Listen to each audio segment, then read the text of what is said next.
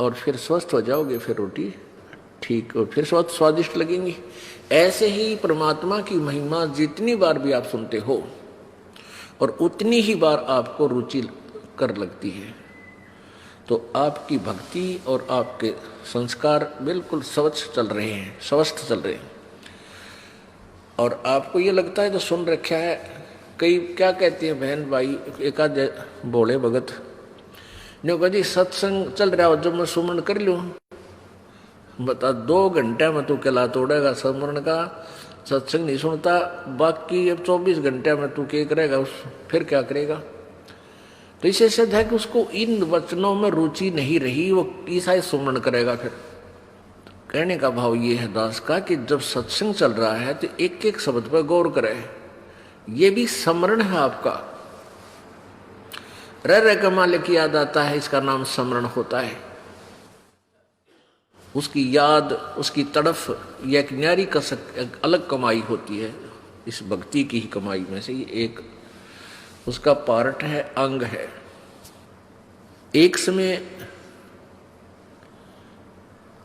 आपने गोरखनाथ जी के विषय में बहुत सुना है, क्योंकि हमने इन संतों ऋषियों की पहले कथा बहुत घनी सुन रखी थी। और कबीर जी को तो हम एक सिंपल एक कवि मान्या करते हैं,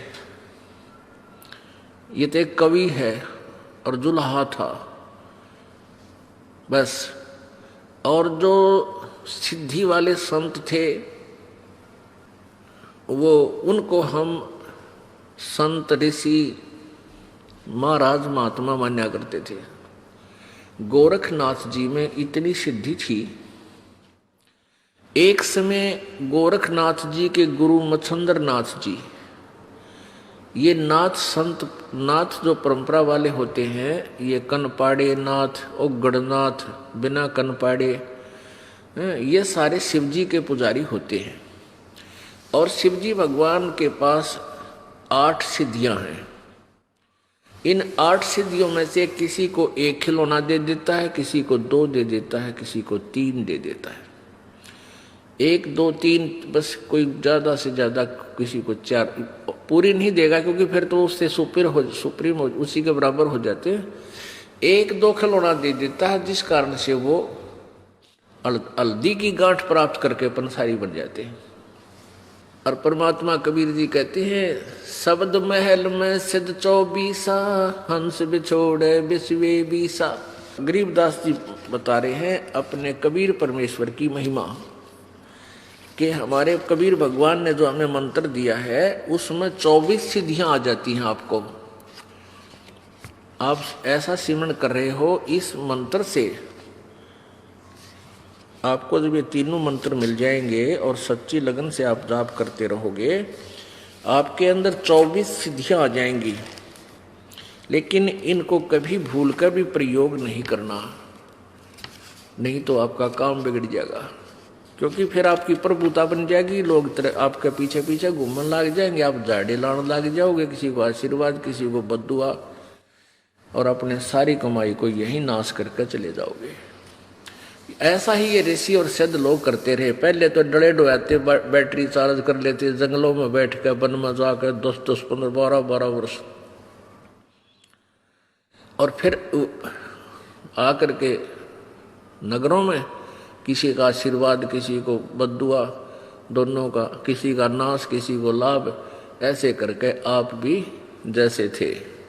गोरखनाथ जी के गुरुदेव मच्छंदर नाथ जी वो कंवारे थे, ब्रह्मचारी थे। अधिक काल की जाल ए भगवान। जब वो हो लिया 60-70 साल का, तो उसके मन में आया कि मैंने गृहस्थ आश्रम का आनंद तो लिया ही नहीं, ये जीवन मनुष्य का था मेरा बर्बाद हो गया। ये सोचकर सिंगल द्वीप के अंदर एक राजा था, उसका शरीर शांत हो गया और मच्छंदर नाथ जी ने एक गुफा के अंदर अपना शरीर छोड़ दिया और वहां से वो प्राणी निकल के राजा के शरीर में प्रवेश कर गया। मच्छंदर नाथ जी उस राजा के ताजा मृत शरीर में प्रवेश कर गया। राजा कुछ देर के बाद जीवित हो गया। हाहाकार मच गई थी, रानी भी रो रही थी, मंत्री भी रो रहे थे। तो जब वो जीवित हुआ तो राजा वाले लक्षण नहीं थे उसमें, उसको किसी राजकाज का प्राप्त ज्ञान नहीं था। अब कुछ वहाँ राजाओं के पास ऐसे विद्वान पुरुष रहते थे, ये ब्राह्मण लोग। उस ब्राह्मण ने जब देखा, बताया उन व्यक्ति संत ने, ऋषि ने, कि इसमें कोई योगी आत्मा प्रवेश कर गई है, राजा नहीं है। रानी को बता दिया। अब रानी ने तो वो शरीर चाहिए था, उसने कह दिया कि कोई भी हो तुम, कोई दिक्कत नहीं है, ये जीवित रहना चाहिए। फिर उस ऋषि ने बताया कि इस योगी ने जो राजा के शरीर में प्रवेश है, इसने कहीं आस पास अपना शरीर छोड़ रखा है और ये कुछ दिन के बाद इस शरीर से निकलकर उस शरीर में वापस जा सकता है। रानी ने आदेश दे दिया आसपास अपने सैनिकों को कि किसी भी गुफा या कहीं पर भी कोई शरीर मिल जाए उसको फूंक दो, जला दो। ऐसे खोजते खोजते उस गुफा में सैनिक पहुंच गए जहां पर इस मच्छंदर नाथ का शरीर था। सैनिकों ने उसको सवा कर दिया, जला दिया। अब कुछ दिन के बाद उस मच्छंदर नाथ से रानी को 2 पुत्र प्राप्त हुए। एक दिन किसी दूसरे नाथ के शिष्य ने गोरखनाथ को व्यंग कस दिया कि यदि तू ऐसा चेला है सिद्धि वाला तो तेरे गुरुजी ने निकालना ना, वो राजा के शरीर में कैद हो गया और वो धक्के खान लाग रहा है। उसने अपना योग नाश कर लिया, भक्ति का बट्ठा बैठा लिया। तुम कहे कि शिष्य है, किसा तेरा गुरु है। तो गोरखनाथ जी को पता चला कि वहां पहुंचे हुए हैं तेरे गुरुजी, जो राजा के शरीर में प्रवेश कर चुके हैं।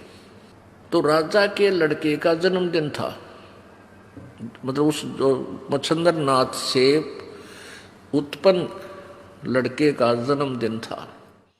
और दूसरे शहर से, दूसरे नगर से एक गाने बजाने की पार्टी आ रही थी। उस दिन साज खूब अच्छा नाचना गाना कर रखा था और वो सुप्रसिद्ध पार्टी थी गाने बजाने वाली। उसको विशेष रूप से राजा ने बुलवाया था। रानी ने क्या कर रखा था कि शहर में कोई भी योगी नहीं आ जा। वो जो ऋषि, उसके राजा का जो गुरु था, रानी को बताया उसने कि ये मच्छंदर नाथ योगी है और इसका शिष्य गोरखनाथ बहुत बड़ा सिद्धि युक्त है, वो कभी भी इसको निकाल कर ले जा सकता है। तो रानी ने चारों तरफ सीमा पर, पूरी अपने शहर की सीमा पर चारों तरफ बाउंड्री करवा दी। सिंगल 2 गेट छोड़ रखे थे, उन सब गेटों के ऊपर विशेष पहरेदार लगा दिए थे। कोई भी संत साधु इसमें प्रवेश नहीं कर जा, नगरी में नहीं आवे। तो गोरखनाथ जी ने कई बार चेष्टा की तो वो नहीं प्रवेश कर सका। उस पार्टी में, मंडली के अंदर वो मंडली आ रही थी उस नगर में। गोरखनाथ जी ने पूछा भी कहाँ जा रहे हो? उन्होंने बताया कि राजा का ऐसे ऐसे लड़के का जन्मदिन है और हम आमंत्रित हैं, हम वहाँ ढोलक ढालक बजाने जावे, गाने गुने गावांगे। अब गोरखनाथ ने सोचा भाई अब ये तरीका बनेगा वहाँ प्रवेश करने का। अब गोरखनाथ जी ने अपनी सिद्धि से उनके एक ढोलक बजाने वाला होता है, वो तबले से, वो तबले बजाया करे, कट कट कट कट, उसके दस्त लगा दिए अपनी सिद्धि थे। और उसके इतने दस्त लग गए कि 5-5 मिनट में वो फ्रेश होने जान लग गया। अब वो बिल्कुल शहर के पास आए हुए थे मंडली। उनके मुखिया ने सोचा भाई आज बात बिगड़ेगी और कोई नया यदि हम रखेंगे तो ताल में ताल नहीं मिलेगी और राजा का काम से मनमाने सजा दे दे। ये तो बहुत बात बिगड़ी एंड टाइम पे। तो गोरखनाथ बोला भाई क्यों चिंतित हो तुम मंडली वाले हो? वो मुखिया बोला उनका कि महाराज जी बात यूँ है कि हमारा ये ढोलकी है का जो है ना, तबले बजानी है का दोस्त लाग गए। तो गोरखनाथ जी बोला भाई तबला तो मैं भी बहुत बढ़िया बजाए दूँ, अग बजा के दिखा। ये उसने ला दी ताल उनको फिट बैठ की बिल्कुल सही मिल गया, भला हो भगवान तेरा। तो उसको लेकर वो आगे। अब वहां जब वो गाना गाने लगे, मच्छंद्र नाथ बैठा उस राजा के शरीर में, रानी बैठी आसन पे, दोनों बच्चे गोदी में। अब वो ढोलकी बजावे है, जाग मच्छंद्र जाग, गोरख आ गया, जाग मच्छंद्र जाग। ये वो अंदर तो थी, उसमें वो आत्मा तो वही थी, वो फड़क्या। तो उनकी नजर में नजर मिली। अब मच्छंद्र ने कहा, यानी राजा ने कहा कि ये ढोलकी वाला बहुत अच्छा आदमी है, इसको यहीं रख लो। वो वहीं रख लिया। तो मच्छंद्र ने उन दोनों बच्चों की सेवा की ड्यूटी ला दी कि तुम बालका की सेवा करा कर, बच्चे खिलाया कर। गोरखनाथ अपने शिष्य थे। अब गोरखनाथ जी उन बच्चों को खिलाता है, दोनों को, और रह कर उनको समझाता अपने गुरुजी को, गुरुजी चलो यहाँ से, आप कहाँ फंस कर बैठ गए, अपनी भक्ति करेंगे, निकलो यहाँ से। नो गोरखनाथ बकवाद मत करे, तू मेरी ड्यूटी जो मैंने आदेश दे दिया, तू बच्चे खिलाता रहा, बस जी सा रहा है। अब उसने सोची गोरखनाथ ने, बाबा गुरुजी तो मेरा भाई गया काम तो उन बच्चा गए सिद्धि तेन दस्त ला दिए गोरखनाथ ने। एक ने टट्टी हुआ के लावे इतने दूसरा चार पावे, दूसरे ने फरस करके लावे इतने दूसरा हो जा। गोरखनाथ बोला रहा तू ढंग झटका लिया, वो दोनों ने पकड़ लिया गोरखनाथ, और चोटी पकड़ के सिद्धि ते नो झटका दी। वह खाल लटका लावे, वो अंदर का सामान बाहर उड़े पड़ा रह गया। वो दोनों की खाल सिद्धि से, एक सिद्धि ऐसी शक्ति होती है वो कुछ भी किसी प्रकार का ऑपरेशन कर सकती है। दोनों की वो खाल खाल लटकाए लावे, चोटी जैसे सांप कांचली छोड़ दिया करे, और दोनों बच्चे बड़े बाहर पड़े, कवर रहित कवर नहीं था उन पर। अब मच्छंद्र नाथ बोला, रत्न नाश कर दिया निकम्मे, मेरे बेटे मार दिए।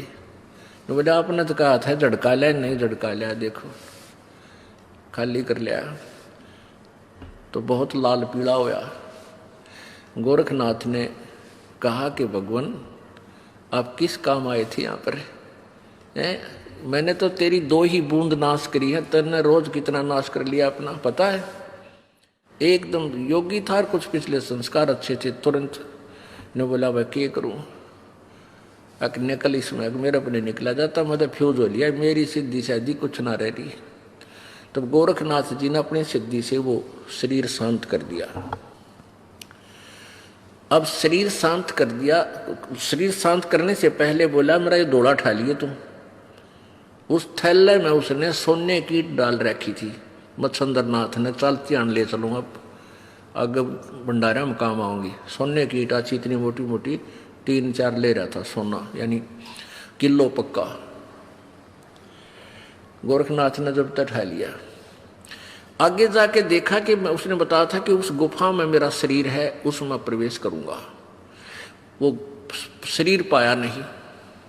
तो गोरखनाथ जी ने क्या किया कि वह अस्थि पड़ी थी, उसकी अस्थि मच्छंद्र नाथ की, जो फूके हुए शरीर से भस्म किए हुए शरीर की हुई अस्थि, यानी वो हड्डियां पड़ी थी, वो हड्डी इकट्ठी की, अपनी सिद्धि से मच्छंद्र नाथ का शरीर उसी एज का बना दिया, और वो जीवात्मा प्राण उसके प्रवेश कर दिए मच्छंद्र नाथ के।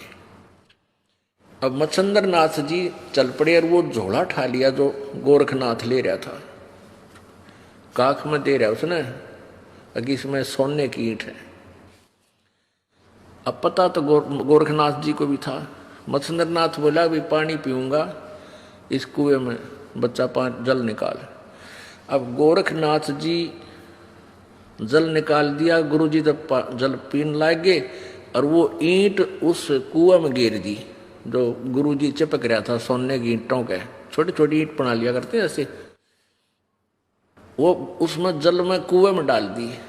वो मच्छंद्र नाथ एक लाठी ठावर एक दरे और 20 गाली सुना दी उसने गोरखनाथ ने, तू नाश है, निकम्मा है, तने नाश कर दिया है, इतना कीमती सोना था तने जल में गिर दिया, तेरी तो बुद्धि भ्रष्ट हो रही है। तब गोरखनाथ जी बोले, गुरुदेव हम परमात्मा पाने के लिए निकले थे, ये फिर राजंश को खाकर आपके अंदर ये संग्रह संचन की बीमारी फेर होगी। तो जब वो बिल्कुल शांत ना हुआ ना मच्छंदर गोरखनाथ, वहां एक छोटी सी पहाड़ी थी, अपनी सिद्धि शक्ति से उस पत्थर को, पूरी पहाड़ी को सोना बना दिया। अगले गुरुजी एक ईंट पर मरण न हो रहे, उठा लो, कितना उठाओगे इसमें। तब गोरखनाथ मच्छंदर नाथ शांत हो गया। तरह के जो भैया कित डले डो रहा हूं, कहते मट्टी का करोगे क्या तुम। यानी अब जो ये दास आपको एग्जाम्पल देने जा रहा है, इसका रिजल्ट देखना क्या होगा।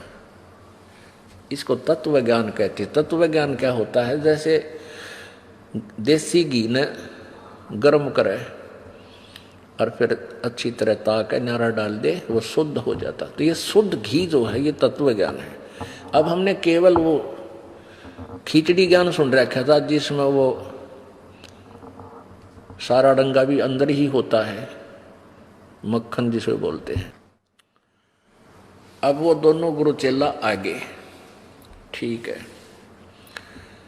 अब ये देखना कि गोरखनाथ जी ने मुर्दा भी जीवित कर दिया और एक पहाड़ी को सोने में भी परिवर्तित कर दिया, और फिर भी मोक्ष नहीं था। फिर भी मोक्ष नहीं था। क्या बताते हैं परमात्मा कि ये सिद्धियां जो होती हैं, ये इस प्राणी की शत्रु होती हैं। इन सिद्धियों के कारण इसमें प्रभुता आ जाती है, दुनिया नमस्कार करती है, उसके चारों तरफ मंडरा जाती है, और फिर वो प्रभु बन जाता है। और यथार्थ साधना ना करके फिर यहीं पर वो अपना 84 लाख योनियों में धक्के खाता रहता है। अब परमात्मा क्या बताते हैं, एक अगस्त ऋषि थे, उन्होंने सारे जीवन में सिद्धि साधना की। ये जो परमात्मा कबीर जी के मार्ग के अतिरिक्त जितनी भी साधनाएं, सब सिद्धियां ही अधिक होती हैं, और कुछ समय इनको स्वर्ग प्राप्ति होती है। अगस्त ऋषि ने इतनी साधना कर ली कि उसने एक ही घूंट में 7 समुद्रों के जल को सोख लिया था। अब बताओ भाई, पूरे जितने समुद्र है अपनी पृथ्वी के चारों तरफ, इसको एक घूंट ऐसे चलो उठाया, मतलब एक घूंट ऐसे लगाई मुंह के और पूरे को सोख लिया, और ये खाली हो गया। फिर ऋषियों ने, देवताओं ने हाथ पैर जोड़े, फिर इसने वापस इसको इसमें कुरला कर दिया इस खड्डे में, यो फिर समुद्र लहरा गया ऐसे ही। अपने आत्मा फिर भी मोक्ष नहीं हुआ। अगस्त ऋषि का भी मोक्ष नहीं हुआ। दुर्वासा जी बहुत सिद्धि युक्त थे, वो भी मोक्ष से खाली रहे। अपने एक वचन से उसने यादों का पूरा कुलनाश कर दिया था दुर्वासा जी ने। तो क्या बताते हैं परमात्मा कबीर परमेश्वर जी की महिमा, संत गरीबदास जी अपनी अमृतवाणी में कबीर जी से प्राप्त ज्ञान को कैसे समझाते हैं। शब्द महल में सिद्ध चौरी 24 हंस बिछोड़े बिस्वे 20। कि हमारा जो सत्य नाम है, सच्चा नाम है, जो वास्तविक मंत्र हम देते हैं, इसमें 24 सिद्धि आपको आ जाएंगी, और ये हंस को परमात्मा से विमुख करेगा ही करेगी यदि इनके ऊपर आश्रित हो गए, इनको प्रयोग करना प्रारंभ आपने कर दिया। एक बहन बता रही थी कि मैंने अपना कोई रिलेटिव था, उसका तकलीफ थी, उसको बता दिया कि आप ये मंत्र जाप कर लो। कहने लगी वो तो ठीक हो गया, मैं बीमार होगी। अब क्योंकि उसके वो कमाई थी उसके पास, उसने उसको दे दी, वह गुरु बन गई उसकी। और गुरु बनने के बाद यानी तो उसकी कमाई उसमें दूसरे में जाना स्वाभाविक शुरू हो जाती है। जैसे एक टायर से दूसरे टायर में हवा भर दी जा तो वो पहले वाले टायर की कम हो जाती है, उसमें चली जाती है। तो ये तरीका नहीं है परमात्मा की भक्ति रूपी हवा को विधिवत ही भरवावे। गुरु जी के पास वो पंप होता है जो कितने ही भरवा ले सबके टायरों को